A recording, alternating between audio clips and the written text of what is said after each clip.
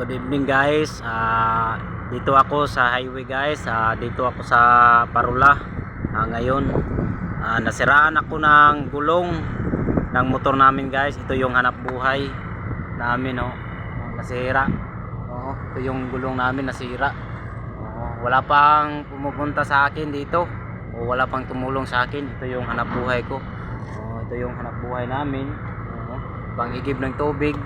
Dito lang kami guys, sana mapansin nyo ako guys, kasi paayos namin to ngayon.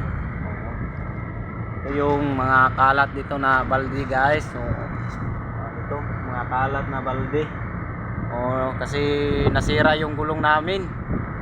Pumunta pa si tatay dun sa bahay namin, kinuha yung motor para ipa-welding namin mamaya. Ito ano guys, grabe ganun ka ano guys.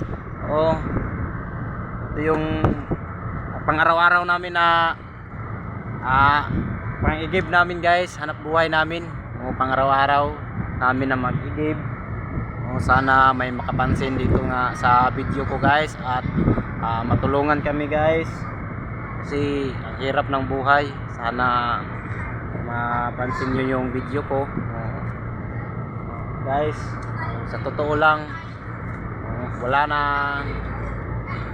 kaming ano guys, wala kaming magandang hanap buhay.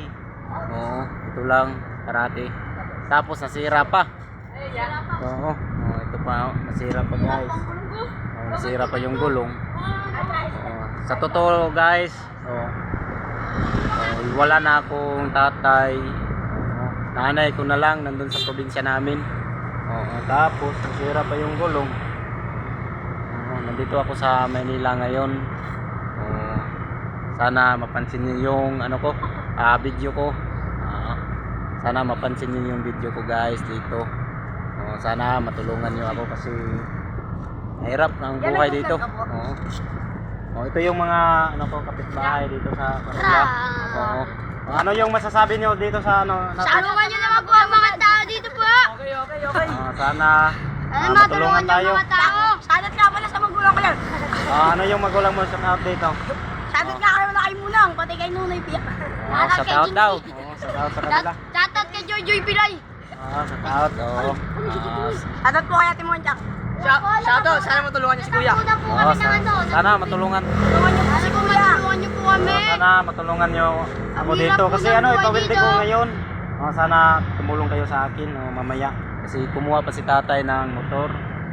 Tapos lain namin doon, papunta doon sa ano, sa may, sana mapansin sa mga followers ko diyan. Sana mapansin. Sa tao na lang, sa tao. Sana po hindi. Sana po magbigay